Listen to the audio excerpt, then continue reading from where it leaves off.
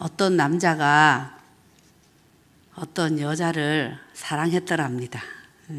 한눈에 반해 버렸죠. 근데 그 여자도 그 남자를 보는 순간 반해 버렸답니다. 그렇게 서로 사랑했더랍니다. 그 남자는 정말 그 여자를 행복하게 해주고 싶었습니다. 그 여자 역시 그 남자를 정말 행복하게 해주고 싶었습니다. 남자가 약속했습니다. 내가 당신을 행복하게 해주겠소. 당신이 날마다 웃도록 해주겠소. 여자도 약속합니다. 저도 당신을 행복하게 해주겠어요. 당신이 날마다 웃으면서 살 수 있도록 그렇게 할게요. 당연히 두 사람 결혼을 했겠지요. 그리고 결혼 후 얼마가 지나서 첫 설날이 되었습니다. 아내는 오랜만에 즐기는 연휴에 엄마 아빠가 보고 싶었습니다. 친정 부모님과 결혼 전에 늘 그러했듯이 맛있는 외식도 하고 영화도 보고 1박 여행도 할 계획을 세웠습니다. 결혼 전까지 부모님과 함께 살았던 아내는 그것이 당연하다 그렇게 생각했습니다. 남편도 아내의 그 뜻을 따라주고 싶었습니다. 그러나 남편의 부모님은 아주 생각이 달랐습니다. 당연히 설날에는 시댁에 와야 된다 그렇게 생각하셨습니다. 그것도 설날 되기도 전에 그 전날부터 와서 음식을 같이 만들어야 된다 그렇게 생각을 했습니다. 남편의 부모님은 그것이 당연하다 그렇게 생각을 했습니다. 어떻게 되었겠습니까? 저희 아이가 그렇지 않을까? 나중에 한 사람의 아내가 되고 한 사람의 남편이 된다는 것은 단지 서로 사랑하는 두 사람의 문제가 아니라 훨씬 더 복잡한 일이라는 것을 말씀드리고 싶은 것입니다. 나 혼자 잘 해보려고 한다고 해서 해결될 수 없는 일들이 있습니다. 주변에 많은 사람들의 이해, 기다림, 관심, 사랑이 필요합니다. 한 사람이 사람 노릇을 하며 어른이 되고 그렇게 사람 노릇을 하며 살 수 있도록 하는 것이 그렇습니다. 그리스도인이 그리스도인답게 살 수 있도록 하는 것 역시 그렇습니다. 룻이 될 수 있었던 것 역시 마찬가지입니다. 오늘 우리가 읽은 본문의 룻, 모든 시어머님들이 꿈꾸는 그런 며느리입니다. 그러나 룻의 입장에서 본다면 룻은 자기의 생각이, 자기의 뜻이 분명하고 그것을 관철시키는 그런 여성입니다. 모압 여성으로서 그 당시 다른 민족인 유다 사람과 결혼을 하였습니다. 다민족 가족이 된 것이죠.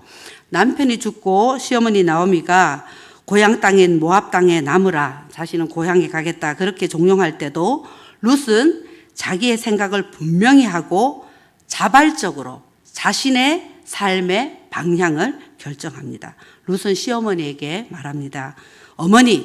어머니의 생각을 저에게 강권하지 마세요. 어머님이 가시는 곳에 저도 가겠습니다. 어머님의 하나님이 저의 하나님입니다. 룻은 등 떠밀려서 사는 그런 여인이 아닙니다. 자신이 어떻게 살아야 하는지 그 생각이 분명하고 그 생각이 시어머님의 생각과 달라도 자신이 옳다 하는 그것을 합니다.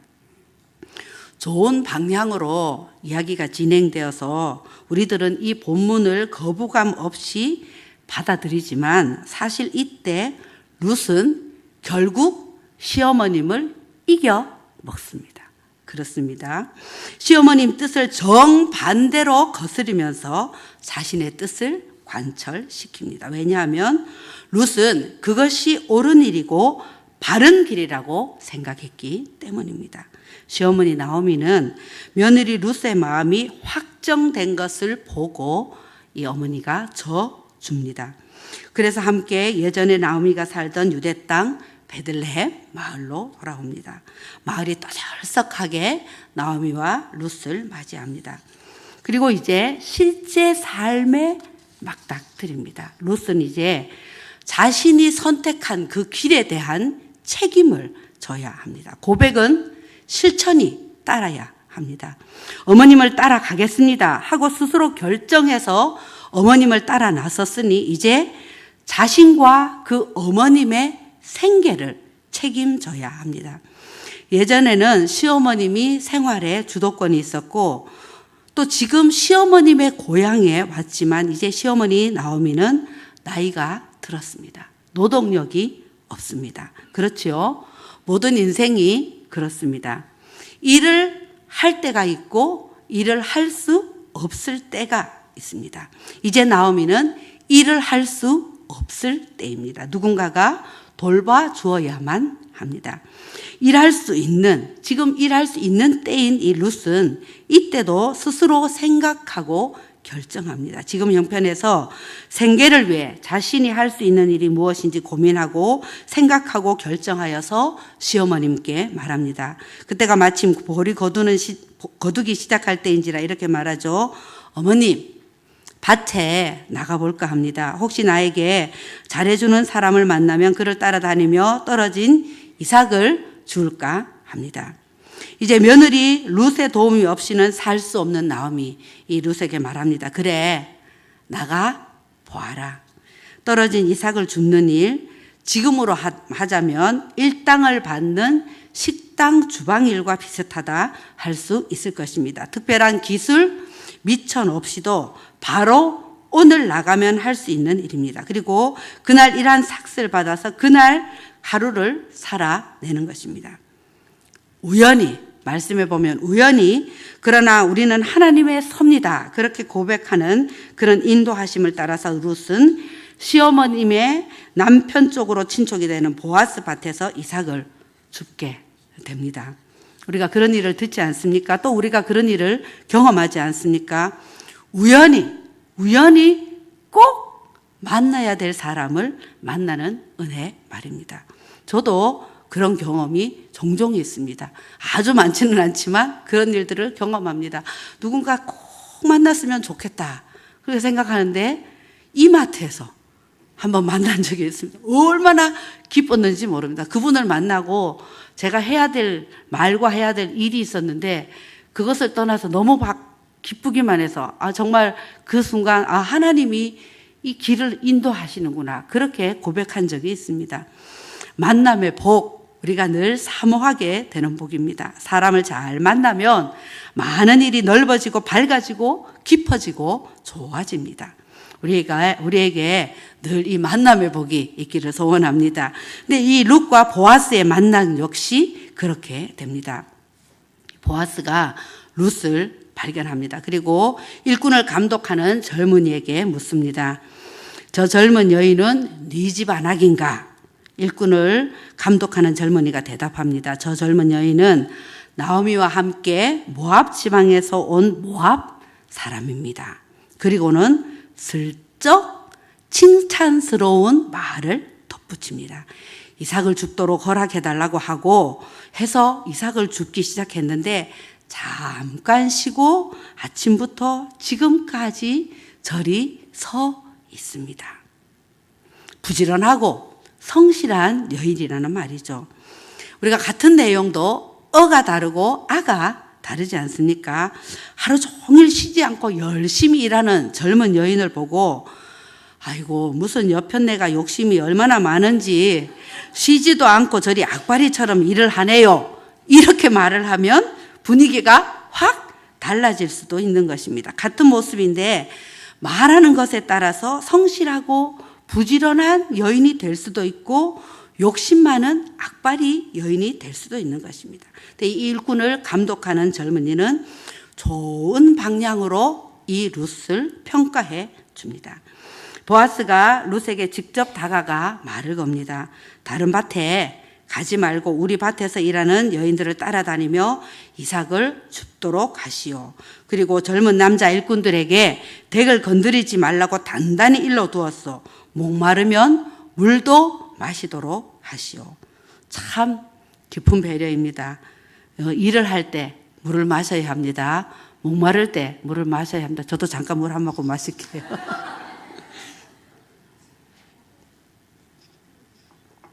이 보아스의 종들은 주인의 명령대로 룻에게 예의 바르게 잘 대해줍니다.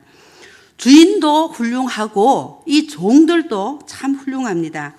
제가 지난 가을에 잠시 윤회계 학교를 진행할 때에 다른 나라에서 오신 분이 2분 계셨습니다.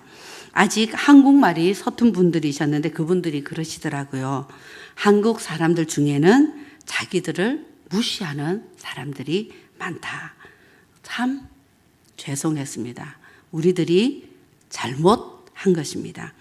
요즘 우리가 미투 얘기를 하면서도 그런 얘기가 들립니다. 다문화 가정의 여성들이 그런 어려운 일을 당하고도 저도 그런 어려운 일을 당했습니다. 말하기도 쉽지 않을 만큼 그분들의 상황이 열악한 경우가 많다 합니다. 우리들이 그렇게 하면 안 되는 것입니다. 멀리에서 우리나라로 시집 온 여성들에게 우리가 그런 식으로 대해서는 안 되는 것입니다. 근데 이 베들레헴 마을의 보아스의 종들은 그렇지 않았습니다. 이방의 젊은 여인, 그것도 과부인 이 룻에게 함부로 하지 않습니다. 그 주인 보아스가 신신당부한 그 부탁을 잘 실천합니다. 보아스의 이런저런 이야기를 듣고 룻은 엎드려 이마를 땅에 대고 절을 하면서 말을 합니다. 참 주체적인 그런 여인인데 자신을 낮춰야 할 때는 낮출 줄 아는 그런 지혜로운 여인입니다. 저는 한낱 이방 여인일 뿐인데 저 같은 것을 어찌 이리 잘 대해 주십니까? 보아스가 대답합니다. 내가 당신에 대해 들었어. 내가 들었어. 보아스가 어떤 이야기를 들었을까요? 보아스가 들은 이 이야기를 생각하면서 오늘 이 설교의 묵상이 시작이 되었습니다. 베들레헴 마을 참 좋은 마을이구나 싶었습니다. 우리들이 하는 이야기를 그냥 크게 2가지로 착 나눠서 보면 나의 얘기를 하든지 남의 얘기를 하든지 우리가 그렇습니다. 근데 남의 얘기를 할 때 우리가 꼭 중요한 것이 사실을 말해야 합니다. 근데 사실을 이야기하더라도 어떤 방향으로 말을 하느냐가 참 중요합니다. 베들레헴 마을 사람들은 사실을 말하고 그 사실을 좋은 방향으로 말하는 그런 사람들이 많은 마을임이 분명합니다. 보아스가 들은 그 이야기를 보면 알 수 있습니다. 룻이 겪은 어려움, 그 고통 속에서 룻이 선택한 일, 그런 선택으로 자신의 친정을 떠나 여기까지 오게 된 사연을 보아스가 들었습니다. 룻에 대해 베들레헴 사람들이 선의를 가지고 말했던 것입니다. 이방 여인입니다. 모압 사람들에 대한 편견이 있습니다. 그러나 이 베들레헴 마을 사람들은 이방 모압 여인에 대한 편견으로 룻을 대한 것이 아니라 룻 한 사람이 그 한 선택을 보고 마음을 열고 룻을 그 공동체에 받아들입니다. 서로 좋게 소문을 냅니다. 우리는 어떤 지역 사람, 어떤 나라 사람에 대해 편견을 가지고 사람을 대하는 우를 범할 수 있습니다. 남쪽 사람들은 북쪽 사람들에 대한 편견이 있을 수 있습니다. 북쪽 사람들은 남쪽 사람들에 대한 편견이 있을 수 있습니다. 어떤 사람들은 동쪽 사람들이 서쪽 사람들에 대한 편견이 있을 수 있습니다. 이 서쪽 사람들도 동쪽 사람들에 대한 편견이 있을 수 있습니다. 그러나 하나님은 어느 누구도 편견으로 대하지 않으십니다. 하나님은 남쪽 사람도 북쪽 사람도 동쪽 사람도 서쪽 사람도 모두 똑같이 사랑하십니다. 베들레헴 마을은 이 룻을 편견으로 대하지 않습니다. 하나님의 마음으로, 이 하나님의 마음으로 대합니다. 룻이 어떤 사람인지 알고 그 룻에 대해서 좋게 말합니다. 이 이야기가 보아스에게까지 전해졌던 것입니다. 보아스 역시 베들레헴 마을 사람답게 룻에게 반응합니다. 당신이 한 일 하나님께서 갚아 주실 것입니다. 하나님의 날개 밑으로 보호를 받으러 왔으니 하나님께서 책임져 주실 것입니다. 그냥 듣기 좋으라고 하는 덕담이 아닙니다. 보아스의 신앙 고백입니다. 하나님은 정말 살아 계신 분이십니다. 하나님은 우리의 선택을 통해서 일하시는 분이십니다. 하나님은 하나님을 의지하는 자를 책임져 주시는 분이십니다. 보아스는 이것을 알았고 그런 믿음을 바탕으로 룻에게 이렇게 말을 합니다. 그렇게 보아스와 룻이 서로 호의를 가지게 되고 그 후에 더 아름다운 이야기가 펼쳐집니다. 베들레헴 마을 사람들 참 잘했습니다.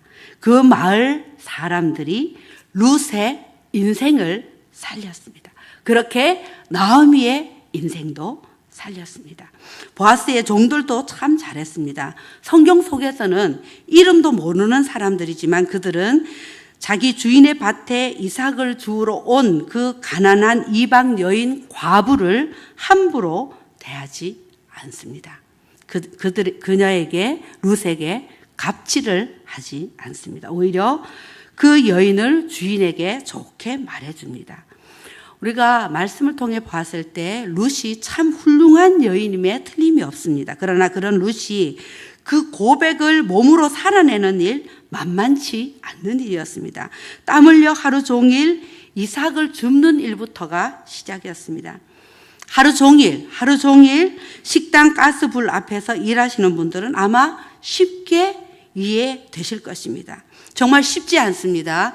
쉽지 않았지만 룻이 포기하지 않고 결국은 예수님의 계보의 이름을 올리는 여성이 될 수 있도록 한 것은 이 베들레헴 사람들의 몫이 있었습니다. 모두가 칭찬할 만합니다. 그 암울한 사사기 시대의 샘물과 같은 그런 사건입니다. 아름다운 연대에 관한 이야기입니다. 노동력을 상실한 나오미와 일을 할 수 있는 룻, 나이 많은 나오미와 젊은 룻이 파트너가 됩니다. 룻은 노동력을 제공하지만 나오미 역시 삶의 지혜로 며느리를 도와줍니다. 지혜와 재력 있는 보아스와 가난한 과부 룻이 인격적인 관계로 의사소통을 합니다. 서로의 대화가 동등한 위치에서 진행됩니다. 남자와 여자, 부자와 가난한 자이지만 서로에 대한 깊은 배려가 있습니다.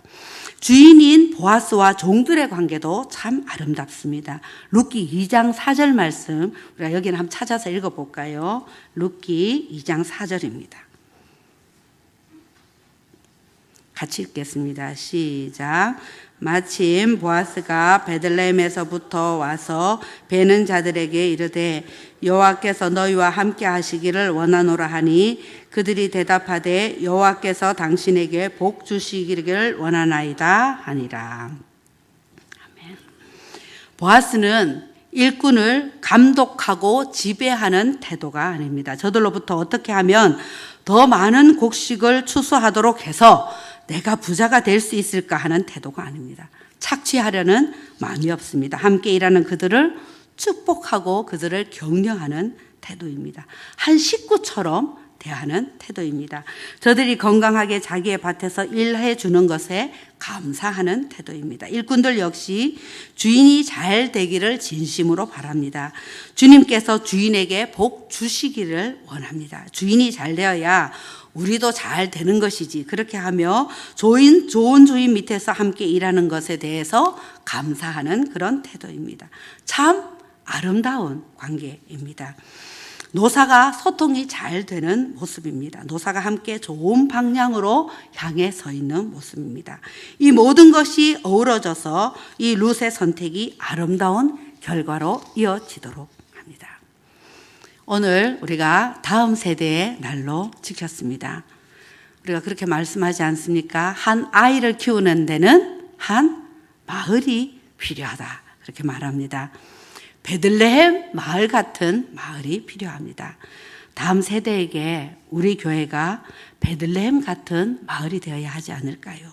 우리가 새가족들에게 우리 교회가 베들레헴 같은 마을이 되어야 하지 않을까요? 다문화 가정에 우리 교회가 베들레헴 같은 그런 마을이 되면 얼마나 좋겠습니까? 주변에 비신자들에게, 불신자들에게 우리 교회가 베들레헴 같은 그런 마을이 되어야 하지 않을까요? 어렵고 정말 힘든 일을 겪고 계신 우리 주변에 있는 분들에게 우리 교회가 베들레헴 같은 그런 마을이 되어야 하지 않을까요? 우분투라는 말 혹시 들어보신 분들 계실 것입니다. 어떤 인류학자가 아프리카 한 부족의 아이들에게 게임을 하자 그렇게 제안을 했다고 하죠. 연구를 하다가 그 마을에 가서 아이들에게 그렇게 제안을 한 것이죠. 그는 근처 나무에 아이들이 좋아하는 그런 음식을 매달아 놓고 먼저 도착한 사람에게 그것을 다 한 사람이 다 먹을 수 있다. 그렇게 하고 자, 요이 땅 시작 해서 뛰어라. 제일 먼저 도착한 사람이 저 나무에 있는 것을 다 먹을 수 있다. 그렇게 했대죠. 근데 아이들이 어떻게 했겠습니까? 뛰어가는 아이들이 없었답니다. 다 같이 손을 잡고 똑같이 발을 맞추어서 그 음식을 향해서 가서 그것을 함께 나누어 먹었답니다.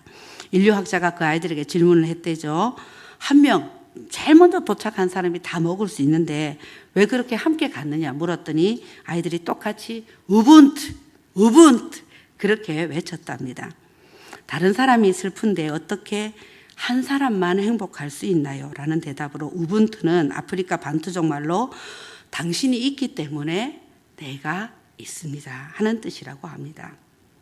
혼자 살 수 있는 사람은 아무도 없습니다. 내가 살려고 다른 사람을 함부로 하면 모두가 살 수 없습니다. 그러나 다른 사람을 살리려고 말하고 다른 사람을 살리려고 하다 보면 그 사람도 살고 나도 살게 됩니다.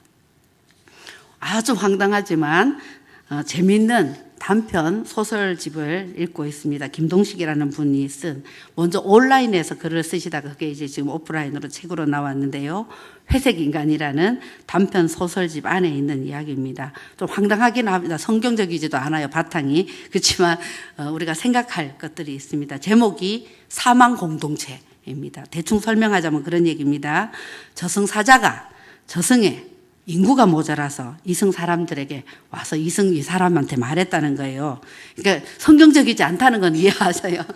근데 이제부터 무조건 한 사람이 죽으면, 저승에 너무 사람이 없으니까 한 사람이 죽으면 쌍으로, 그러니까 누구 한 사람은 이유가 있어서 죽는데 그 사람이 죽으면 한 사람은 이유 없이 그냥 죽게 하겠다. 그렇게 황당한 얘기를 한 거예요. 근데 그것도 이제 또 모자라서 이제는 한 사람이 죽으면 두 사람이 쌍으로. 그러니까 한 사람은 나이가 들든지 무슨 이유가 있어서 죽는데 다른 두 사람은 이유 없이 죽는 거예요. 그렇게 해서 이제 죽게 하겠다. 그리고 이제 실제로 그런 일이 일어나는데 문제는 그 쌍이 누군지를 모르는 거예요. 여기 아프리카 사람하고 미국 사람이 쌍일 수도 있고 건강한 사람이 아픈 사람과 쌍일 수도 있는 거예요. 그러니까 갑자기 어떤 사람이 죽게 되는 거죠. 그래서 이제 이야기 내용인데 중간에 제가 한번 읽어 드릴게요. 재밌어서. 그러니까 이제 사람들이 막 죽게 되니까 누가 죽는 게 이제 겁나는 거예요. 왜냐하면 저 사람은 이유 없이 죽지만 그 사람이 죽으면 갑자기 내가 죽을 수도 있는 거예요. 당연히 전쟁도 중지되었다. 전쟁 당국만이 아니라 주변국에서도 적극적으로 평화를 위해 개입했다. 이익을 계산하는 행동은 있을 수 없었다. 그 전쟁으로 우리의 목숨이 날아갈지도 모르는데 어떻게 가만히 있을 수 있겠는가. 제3세계에 대한 지원도 엄청나게 쏟아졌다. 하루에 굶어 죽는 아이들이 얼마나 많은지 아십니까? 그 아이의 짝이 빌 게이츠일지 워린 버핏일지 누가 압니까? 그동안 권력과 부를 독점한 사람들은 먹이사슬 상위권에 존재하고 있었다. 사회를 정글로 보자면 목숨을 잃을 위험이 현저하게 낮았었다. 하지만 이제 목숨의 값이 평등해졌다. 돈 한 푼 없는 노숙자 한 명이 죽는 것으로 수백억 부자가 죽을지도 모르는 세상이었다. 어쩌면 상대적으로 가진 자들이 그러지 못한 자들보다 훨씬 더 떨었을지도 모른다. 유명 인사들의 급사가 몇 번 일어나자 기업들은 너나 할 것 없이 곡간을 풀었다. 그 돈은 모두 사회 안전망을 위해 투자되었다. 한국의 청년들이 자살하는 이유가 뭡니까? 그 원인을 해결해야 합니다. 죄송합니다. 그대로 책을 읽을게요. 빌어먹을 학교 폭력. 그동안 왜 그렇게 손 놓고 있었던 거야? 노인복지 이게 뭡니까? 언제까지 폐지를 줍고 다니시게 할 거야? 경찰은 뭐 하는 거야? 어제도 살인사건이 벌어졌잖아. 치안에 좀 신경을 쓰라고. 모든 인류가 한 마음으로 어떻게든 사망을 줄이려고 애썼다. 믿을 수 없을 정도로 전 세계의 사망률이 오히려 줄어들었다. 반대의 일이 일어난 것이죠. 무슨 얘기를 하려고 하는 것입니까? 우리는 서로 그렇게 연결되어 있다 하는 것입니다. 나만 살려고 해서는 안 된다 하는 것입니다. 나 혼자 살려고 하면 다 죽는다. 그런 얘기를 하는 것입니다. 근데 다른 사람을 살리려고 하다 보면 다 산다. 그런 메시지입니다. 룻은 어머니를 살리려 했고 나오미는 룻을 살리려 합니다. 그리고 보아스와 종들은 룻을 살리려고 합니다. 베들레헴 마을은 좋은 소문으로 사람을 살리려 했고 룻을 살리는 마을이 되었습니다. 더 나아가 예수님의 조상을 탄생하는 일에 쓰임받고 예수님 탄생에도 쓰임받는 마을이 되었습니다. 그렇게 온 인류를 구원하는 일에 쓰임받는 마을이 되었고 결국 베들레헴 자신도 살게 되었습니다. 소원하기는 우리 교회가 이런 베들레헴 같은 마을이 되기를 소원합니다. 어른들과 젊은이, 어른들과 어린아이 서로가 배려하고 서로 돕고 남자와 여자 건강한 의미에서 파트너가 되고 세상적인 지위가 높은 사람이나 낮은 사람이나 동등하게 배려되고 존중받는 교회. 작은 한 사람이라도 정말 작은 한 사람이라도 우리가 마음을 모아서 살려내려고 애쓰는 그런 교회. 그렇게 하나님이 기뻐하시는 교회가 되어서 베들레헴 마을이 쓰임받은 것처럼 그렇게 생명을 살리는 일에 더 귀하게 쓰임받는 우리 교회 되기를 소원합니다.